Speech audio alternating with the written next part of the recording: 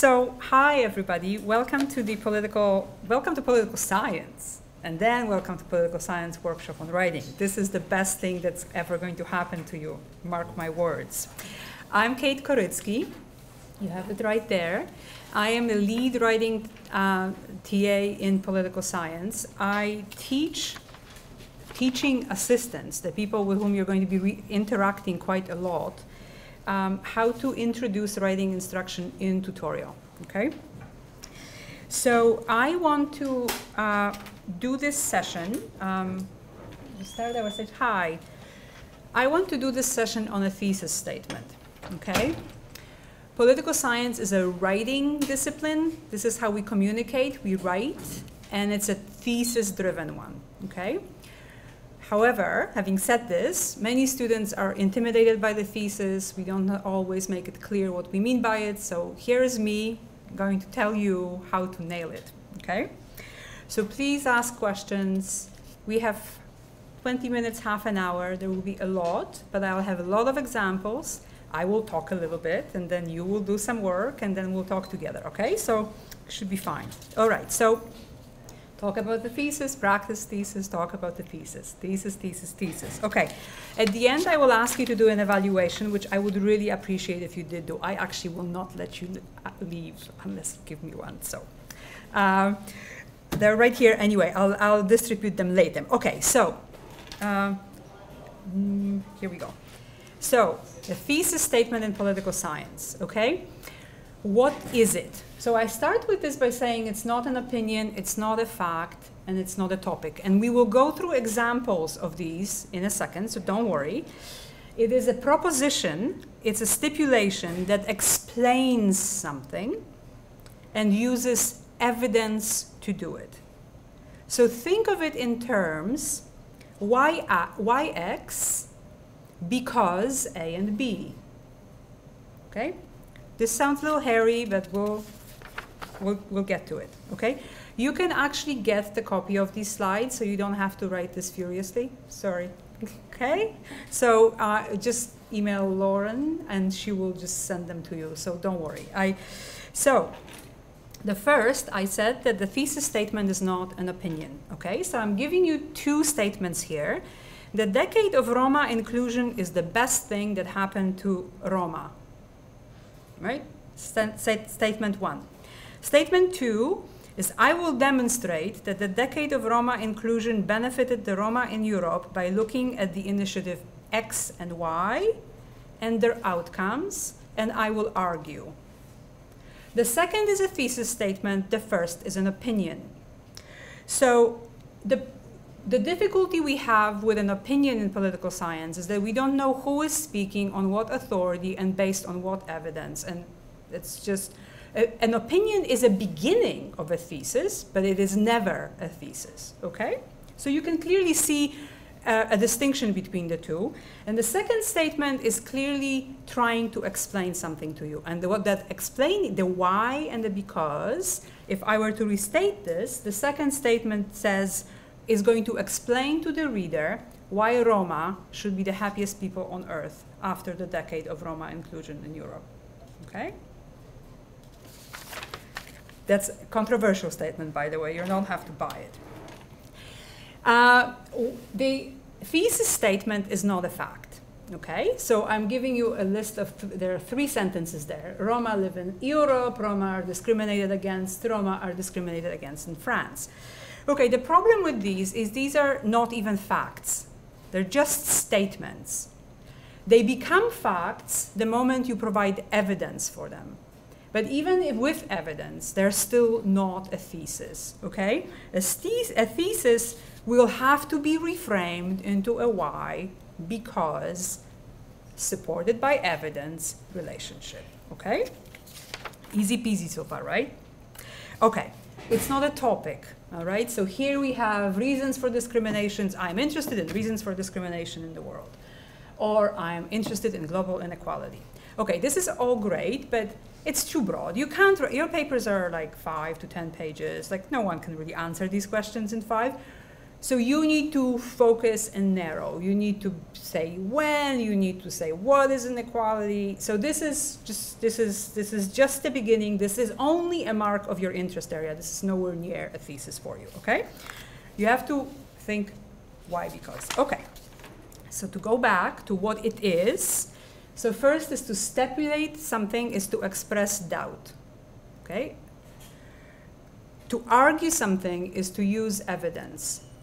And to explain is to marry concepts with empirical data.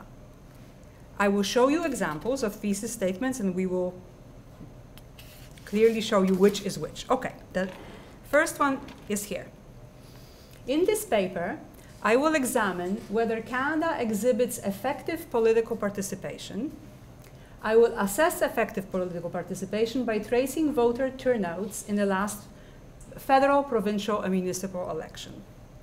My indicator of participation is a good way of gauging Dahl's ideals because and this would have to be filled out, and I will argue, demonstrate that Canada has no effective participation because.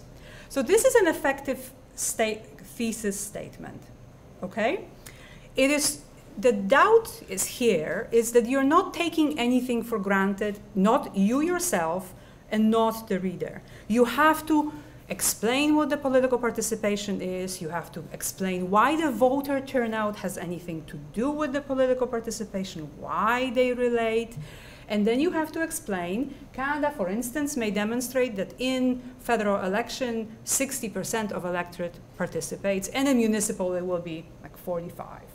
Well, then you will have to explain to the reader, is 45 good? Is 60 good? It could be, and that's where you will have to make your proposition. So there is doubt, there is argument in that you will look at empirical information and you make it very clear what it is. Voter turnouts in the last 3 elections. So you provide kind of brackets on this conversation. 3 elections, the last election, we know exactly what you're going to look at. The Dahl here is a person who speaks about effective participation. It was part of a question that would be easier in the course, but he provides the idea of effective participation against which you're going to be making the argument. So do you see what I mean here?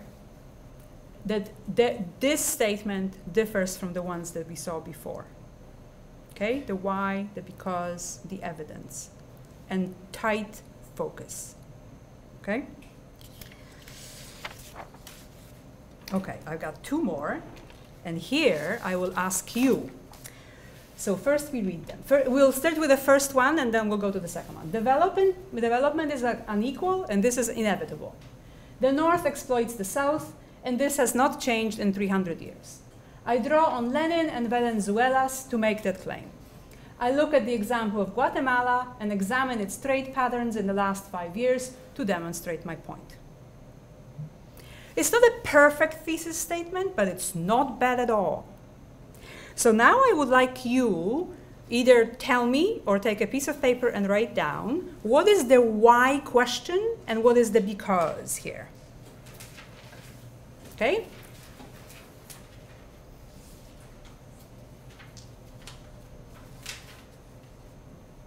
Just a second. Let just the people who want to write down will write, and then we'll go from there.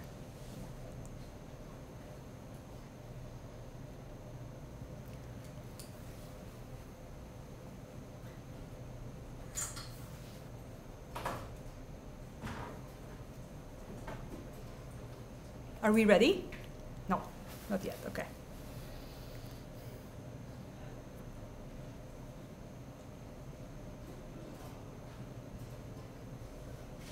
All right, who wants to go first? The why question is, well, why is unequal development inevitable? And because is Lenin and Venezuela's and the trade patterns in Guatemala in the last 5 years? Very good. That's one. There is more than one. Who has another one? That's very good. Right on. But there is more. Look at the first sentence of this statement. why is development unequal in the north, and because the north exploits the south? Right. So you have a relationship, and then it's also tight. It only looks at Guatemala, it looks at 5 years, you don't. I mean, it's kind of a difficulty here is that you're telling us that, you know, Lenin and Valenzuela's talk about this for 300 years. That has been happening for 300 years. They haven't been talking about it for 300 years. And yet you're only going to be looking at 5 years. That's fine. Don't worry about this. That's why they're not perfect, but they're pretty tight, okay? So now let's look at the second one, and I'll ask you to do the same thing. This is a very similar statement that argues entirely different things, and you will see. Development is unequal, and this is inevitable. The inequality, however, benefits both North and the South. Even though the North benefits more, the South also benefits through trickle-down economics. I rely on Washington consensus literature to examine Nigeria and its trade and growth patterns in the last 5 years to demonstrate my point. What is the why, because question here? Go ahead and write if you need to, but let's just give a second to those who want to think about it. This is a little bit more tricky, but there are similar arguments that yet something entirely different is being argued here.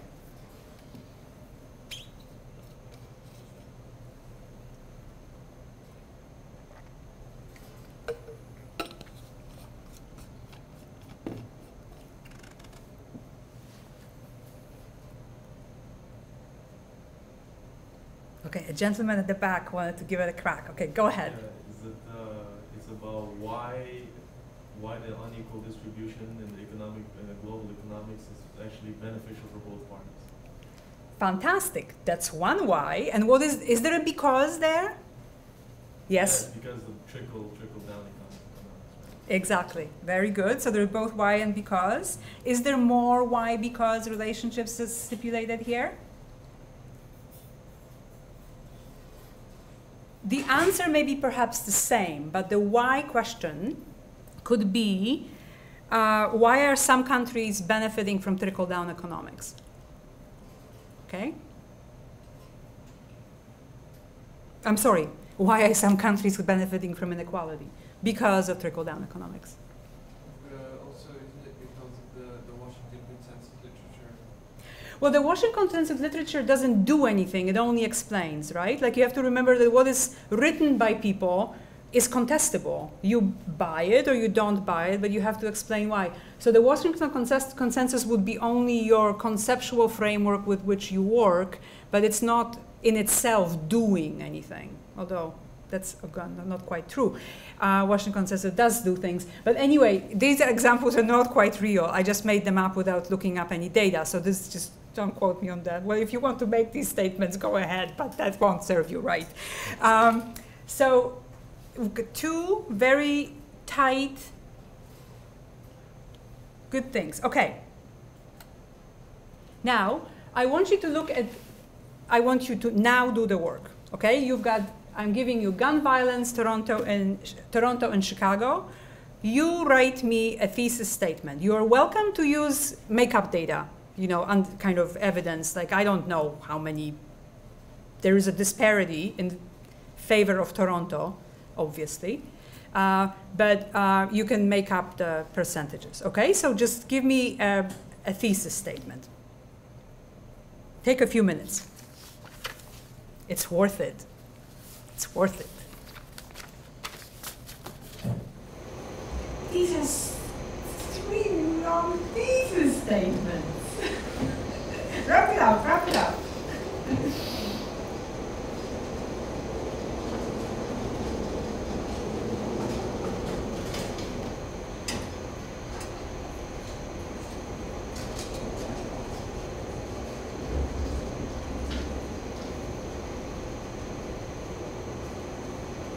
Has everybody finished the first one? Oh, I was supposed to choose one. No, you're supposed to write in the first one. Oh, okay. You've done the second? Yeah.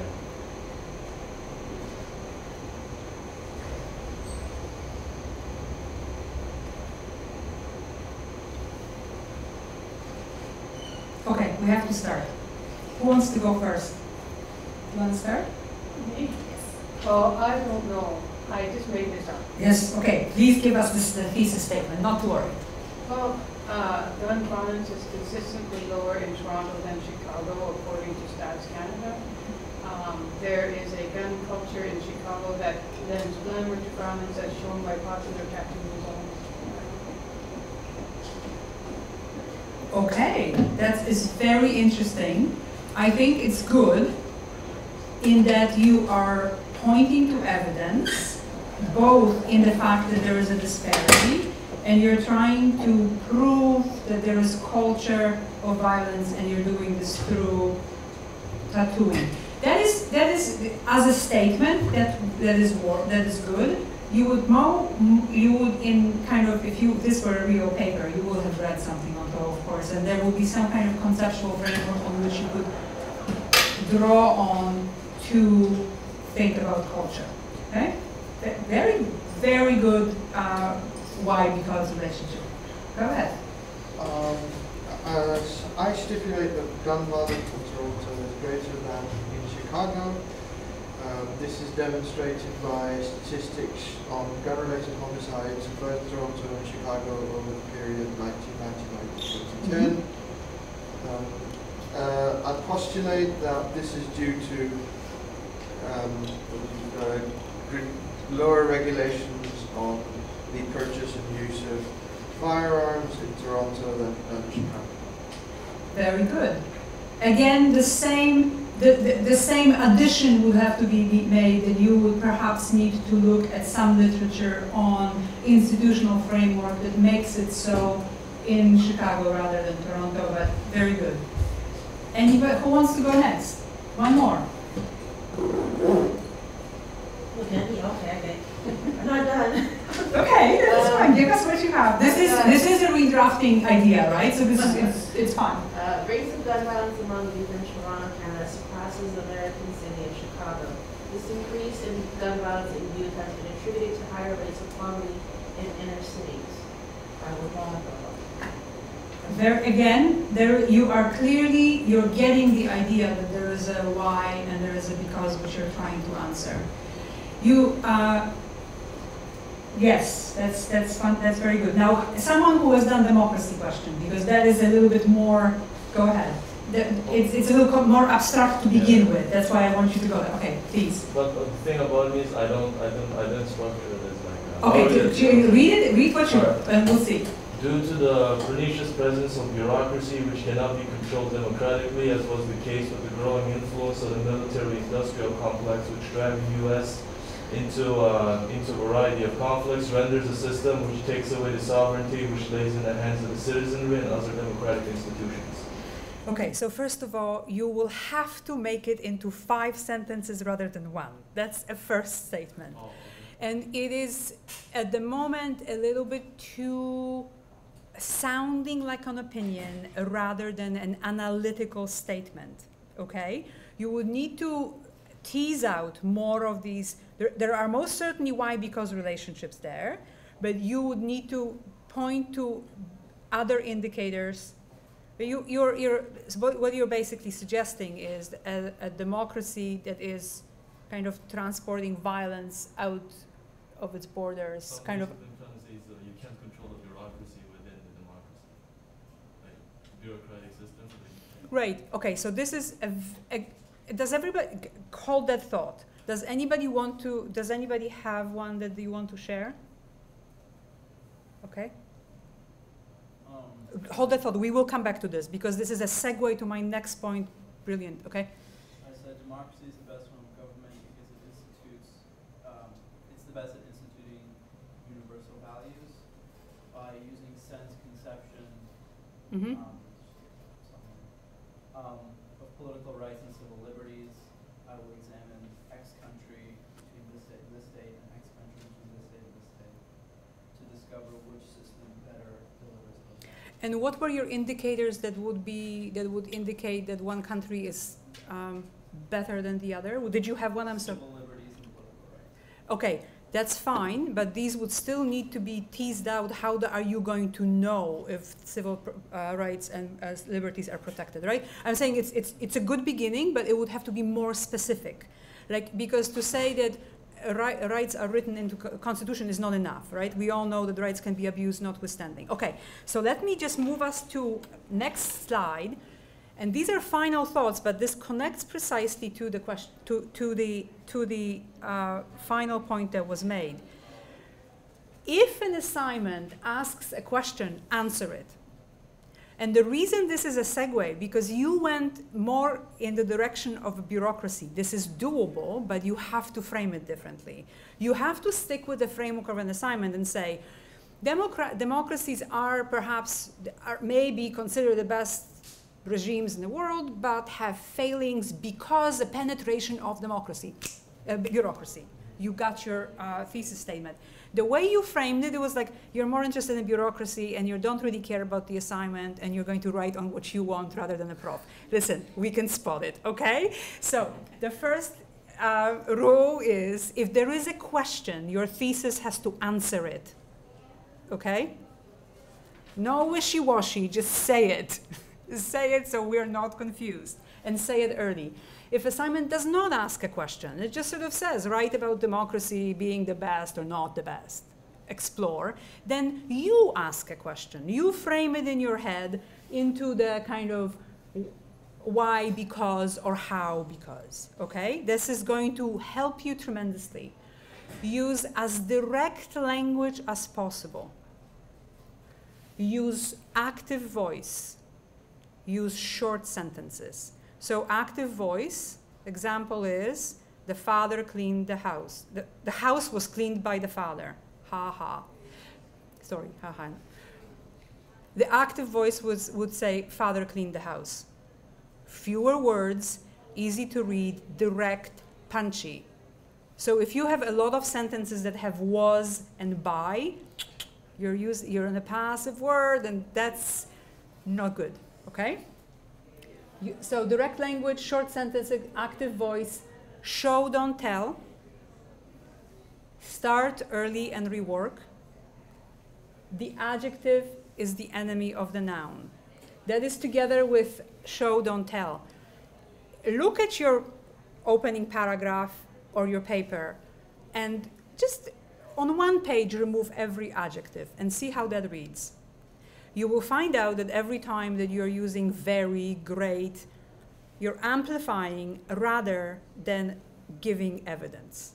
There are usually a dead giveaways that you're not really sure, you don't want to sound unsure, so you will use an adjective, okay? So I'm just sort of saying it's a good sign for you.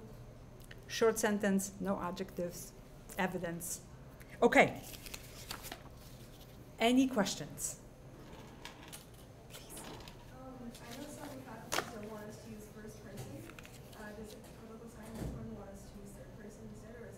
As I showed you in the examples, both are, as long as you're direct and it's clear who is arguing, you can, I will show you here.